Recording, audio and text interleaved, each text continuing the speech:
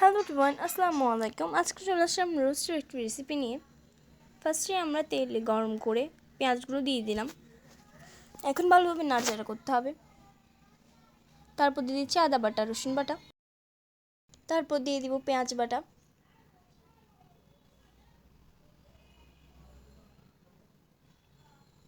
তারপর ভালোভাবে নাড়াচাড়া করতে হবে। দিয়ে দিচ্ছি রাঁধুনি রোস্ট মশলা।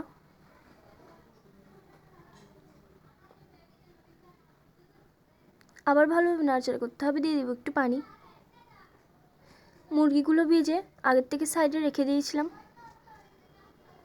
এখন দিয়ে দিচ্ছি টমেটো কেচাপ। একটু ভালোভাবে কষানো হয়ে গেলে দিয়ে দিব টক দই। আবার ভালোভাবে মেশাতে হবে সব কিছুকে।